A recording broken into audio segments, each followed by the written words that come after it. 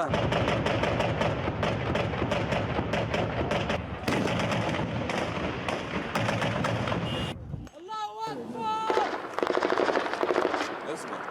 فاهمك انا يعني مش مبين وجهك.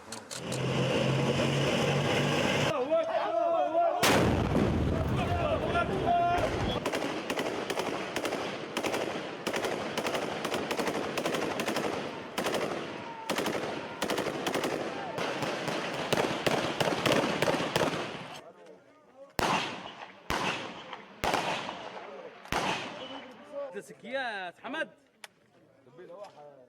يا حمد.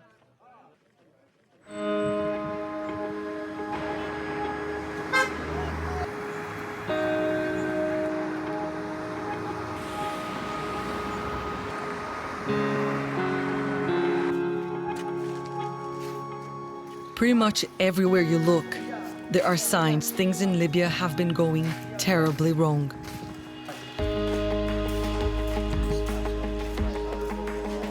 Once one of Africa's wealthiest nations, the country has been in shambles since a NATO-backed civil uprising brought Muammar Gaddafi's rule to an end.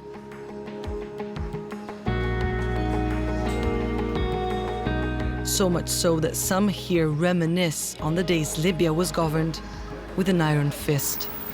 I'm not praising Muammar Gaddafi. Muammar Gaddafi has been a dictator and he didn't do any good for the country for almost 4 decades or more. But one man in control is much better than all this. 8 years ago, Wada was only 22.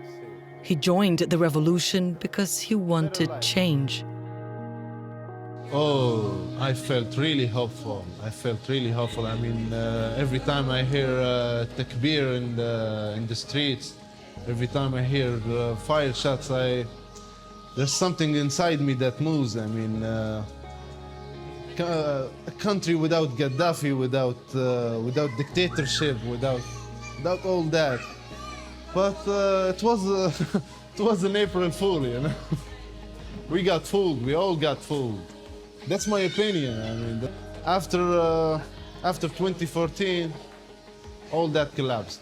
All that hope, all that optimistic feeling, all disappeared, in my opinion. It all disappeared. There's nothing but war. There's nothing but conflict. There's nothing but children hurting, children crying. I mean, it's bad. It's really bad, you know. It's really bad. And it's gotten worse.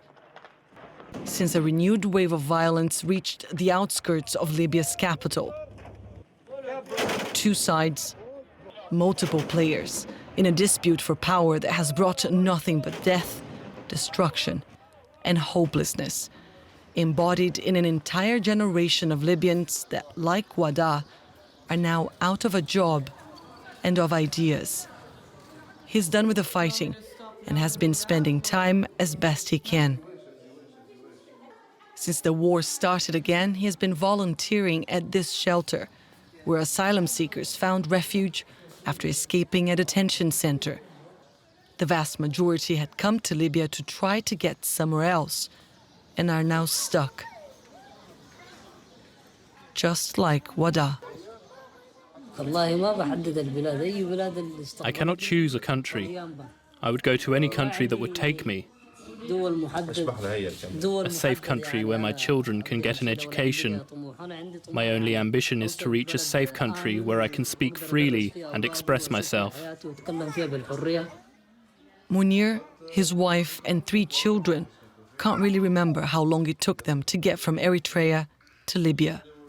Once here, they were caught and placed in detention, where war, the third since Gaddafi was ousted in 2011, caught up with them.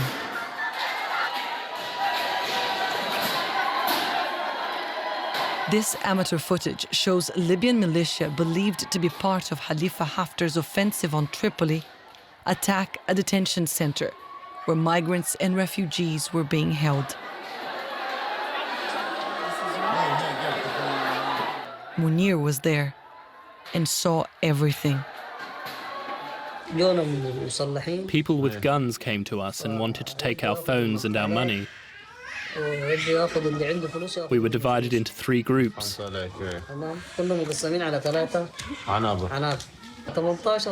18 or 20 people were injured by bullets. People began screaming, and then they took their machine guns and just sprayed the room with bullets. 7 people are thought to have been killed that day. Dozens were injured. Libya is not a signatory to the 1951 Refugee Convention. The country has no asylum system, and as per a deal signed in 2017 with the European Union, everyone entering Libya illegally or caught attempting the crossing of the Mediterranean Sea is placed in detention. Everyone, including pregnant women and children. Some 6,000 people are currently waiting for voluntary repatriation or deportation in one of the country's 26 detention centers. According to humanitarian organizations, these places are the stage to human rights violations that include forced labor, torture, and even sexual abuse. Euronews was granted access to one such center, the Al Nasser Martis Center, located in Azawiya, just 30 kilometers from the Libyan port of Sabrata, the epicenter of human trafficking to Europe. A place so dangerous we had to be escorted by 2 police cars.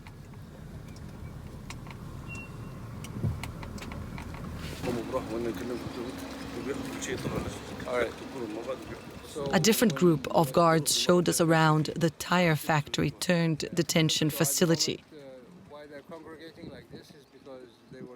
They filmed us during the tour, told us where we could and could not go, and listened in to every single interview. Asylum seekers were cautious, but keen to talk. We are victims, we are survivors, so we need help from any organization, not only MSR, any organization you can help us because we are injured, we are in war places, in war zone, so we need help, When I asked Imutan how he was being treated here, and what are conditions like in this place, he glanced at the guard. From Kashir, this place is better.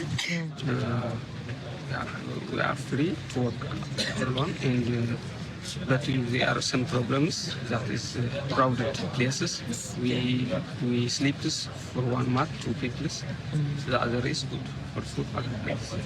Imutan left Eritrea 2 years ago and got separated from his wife and 5-year-old child on the way.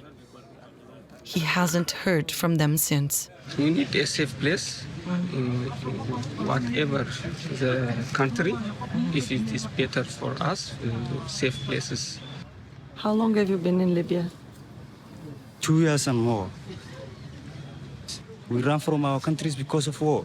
Also, Libya is another country which is war is going on. So we are not safe any place of the Libya. So we need emergency vacation. Sata Rusem left his home in Somalia at the age of 15 and crossed Kenya, Uganda, South Sudan, and Sudan to get to Libya. It's a very long trip. Yeah, long journey, long process. Difficult? Difficult. Yeah, some they have died even in the Sahara. We were not allowed to exchange contact details with the refugees. No. Nor were we authorized to enter the men's yard. At the women's, it became clear. As far as detention centers go, this is the gold standard.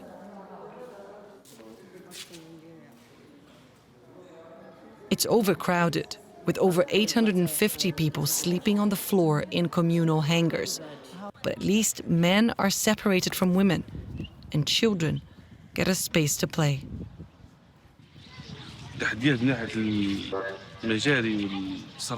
We face several challenges.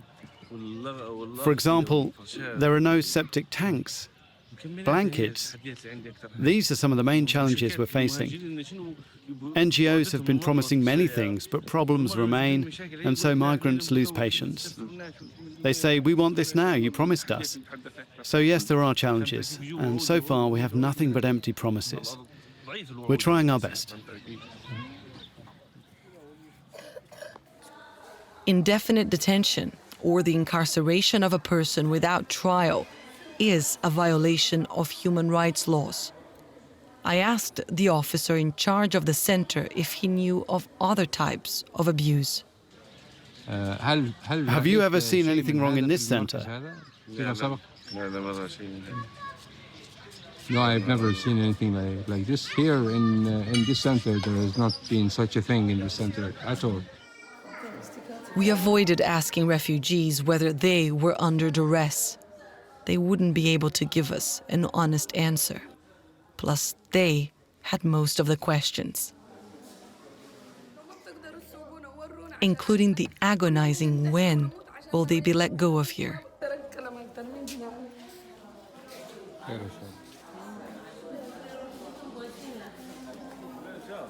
There are at least 4 other detention centers located in and around Tripoli, and since April 4th, they have been repeatedly exposed to the upsurge in fighting. Humanitarian organizations have been ringing the alarm. The situation, they say, is dire. Detention centers were not built to house people. They are often warehouses that have now been used for the storage of people instead of goods. We sometimes call the cells hangars due to the just being a big, long, open room where hundreds of people are often packed in and locked inside. People are sleeping on concrete floors, sometimes with only a thin mattress, with very little access to the outside world. Those that are in detention are absolutely trapped. They're often locked into their cells and unable to leave. Several detention centers have been stuck right on the front lines during the conflict with fighting going on outside. Others that are further away from the front lines are also seeing the impact of the conflict as there's been shelling and airstrikes on civilian neighborhoods. And so these people, we believe they're at an even higher level of risk from the conflict itself because they're unable to flee. They're unable to get themselves out of those areas in order to be able to seek safety elsewhere. Libya's migrant detention centers are controlled by the Department for Combating Illegal Migration, which receives its authority from the Ministry of Interior.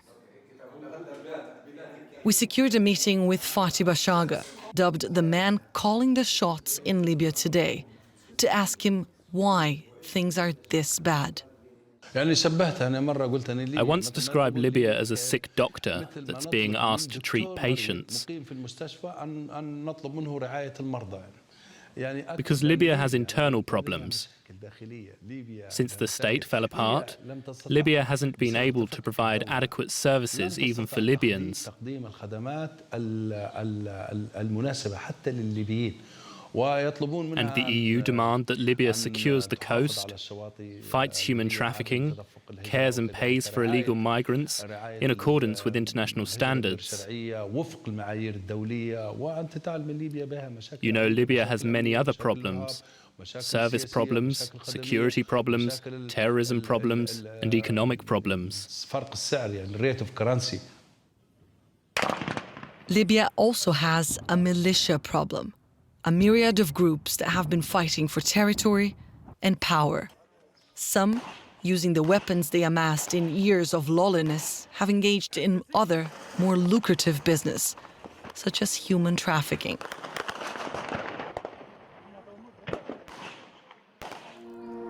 Fatma has experienced the problem firsthand. Her entire family was taken and kept in captivity for several weeks. There's nothing I can do about it. Even food, they stayed without food, and her and her children.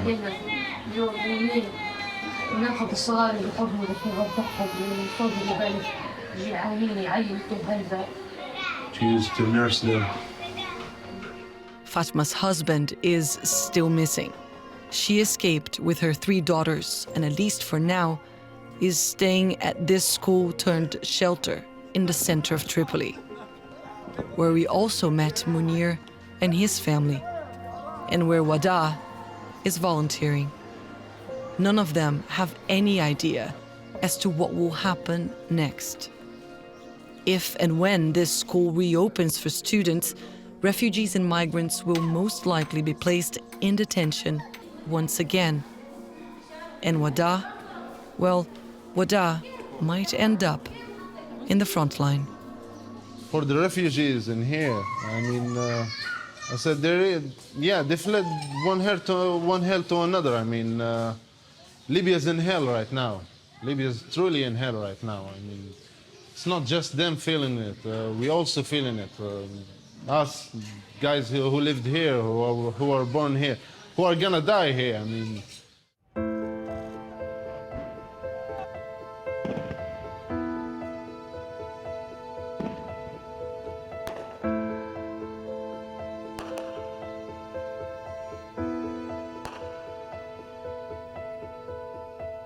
Dying in Libya is not that hard.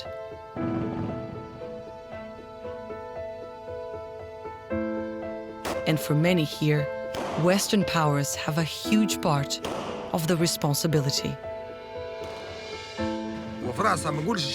France, but I don't mean the French people, I mean Macron, is the one who supported Haftar.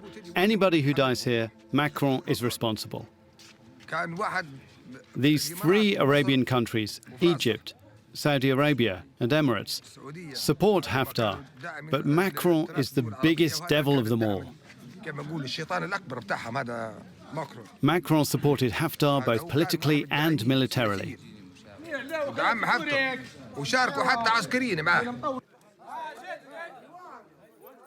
We were invited for iftar, the meal Muslims have to break their fast during the holy month of Ramadan, near the front line. Commander Mohammed Halil Issa and his troops from Misrata hosted us. They were keen to display their high spirits.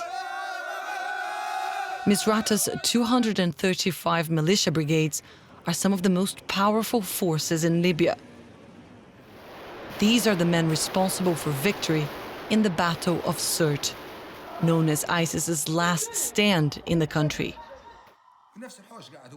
Commander Issa wanted us to understand the irony behind the fact that those who pushed the terror group out of the country in 2016 are now being called terrorists. At a home-turned-field hospital near the front line, he showed us hours of video depicting his men in Sirte. Those who are coming with Haftar now, they didn't fight terrorism. We did. The real war, which we fought for 7 or 8 months, and which resulted in the martyrdom of more than 700 people and injured 12,000. You say you're fighting terrorism in Tripoli, and that these are terrorists? They fought Daesh with me. These men say they are defending their country and its future. They believe Haftar's real objective is to harness military power and become the de facto ruler of Libya, effectively destroying the country's project of democracy. And while some fight for stability with artillery, others say they are still hoping to build it through politics. After the virtual secession between East and West, a new House of Representatives was created in Tripoli by self-appointed members who said the mandate of the other administration has now expired. They meet at this run-down convention center, which paints an accurate picture of the state of Libyan institutions today, where bullet holes are part of the landscape, toilets have no running water, and electricity is unreliable. In a context like this, I dared asking the question about Europe's proposal that Libya held elections. In Libya, we still, as I told you, we are not expert. We don't have this historical experience in democracy. In democracy, I believe that you have to accept the results. If you are not in the power, so you are in the opposition. We don't have this terminology or these concepts. Part of our problem is this. When they spoke about the election, to be honest, in Paris last year, I was shocked. I know that it's not going to be an easy task. Days after our visit, the war invited itself into politics. The HOR building was hit by a rocket, and a member of the House kidnapped by militias. So what is next for Libya? Well, I think we have two scenarios. Haftar in the scene, I don't think, personally, I don't see that any political breakthrough. But if he's out of the scene, outside of the scene, we might have a political process ended up with an election within 18 or 24 months. I have to go.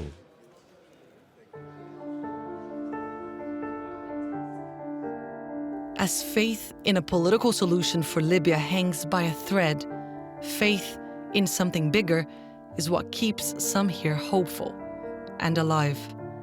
This church serves as a safe space and a refuge. Going back is not an option, and so Daniel, who's already tried crossing the Mediterranean Sea 3 times, might try it again. If you're happy, I try, because of life, the Libyan life is very difficult. Very difficult. If I have two choices, you died in the sea or you live in Libya. In Travelers, I chose died in the sea. Really, really. For thousands of people, some escaping war, others crippling poverty, Libya is a passageway, a transit point, a way to get somewhere new. Sometimes, many times, Libya becomes the end of the road.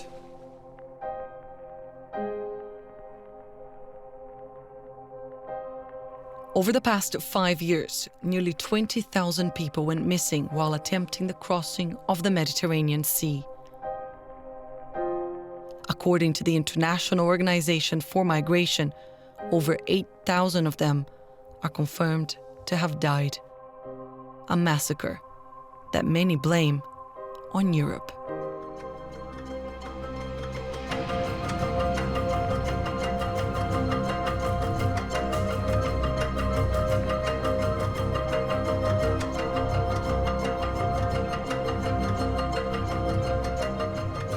European migration policy has seen much of the responsibility for EU countries' border control shifted to Libya. Libya's Coast Guard received training, funds, and equipment from the EU in exchange for patrolling the Mediterranean Sea.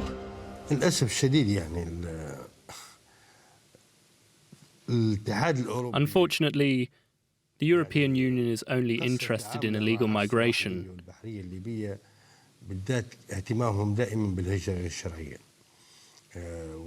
And this approach is flawed and one-sided. We believe our task is much bigger: to protect Libyan sovereignty and fight illegal migration.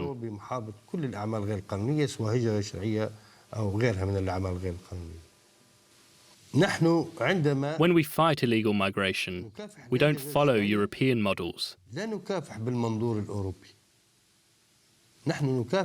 We do it according to the Libyan approach, which is more efficient to guarantee regional peace and security.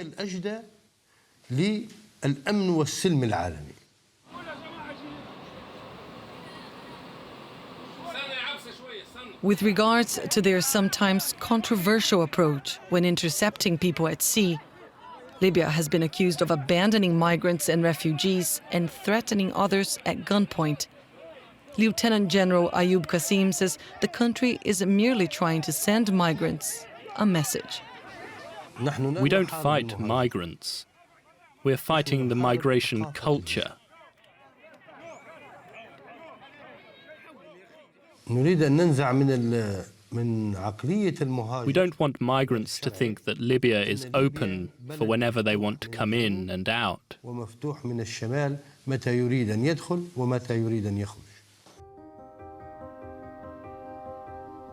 The EU has reportedly spent 200 million euros in a plan aimed at stopping migration from Libya, including 32 million to expand a training program for the Libyan Coast Guard.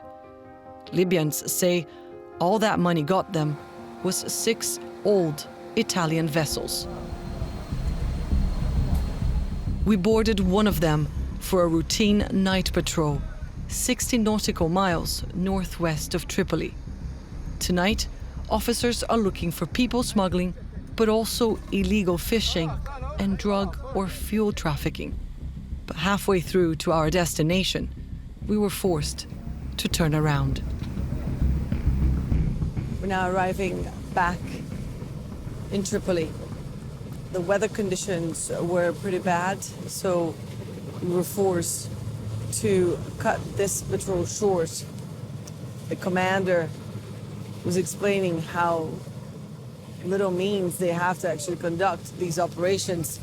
And the waves weren't even that big, but they had to turn around. Big waves, strong winds, those are normal elements when it comes to patrolling the sea. But the Libyans can't really work under those conditions.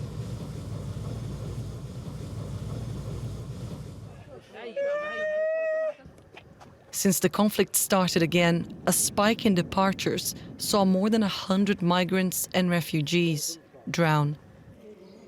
Nearly 900 were intercepted at sea and returned to Libya to join the thousands stuck in a place from where there is no escape.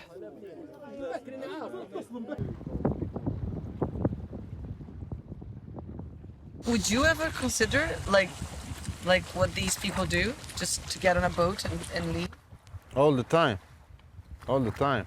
All the time. Just thinking about what if I went there and what am I gonna be doing? What kind of job am I gonna be working? What am I gonna be studying? I mean, I almost did it one time. That was 3 years ago. I almost did it. What was in your head? Why? I was like suffocating, you know? The world just kept getting smaller and smaller. Walls kept closing on me. It's been like 10 years right now. I haven't even moved an inch forward. I have done nothing with my life, you know? I'm 30 years old now. I mean, I don't have a house, I don't have a job, I don't know what the future is gonna bring to me. Do you feel like Libya is a place that can offer you a future? If it was well managed, yeah, it can offer everyone a better future. Even the refugees can get a better future here in Libya. But if it will last as it is right now, there's no future for no one.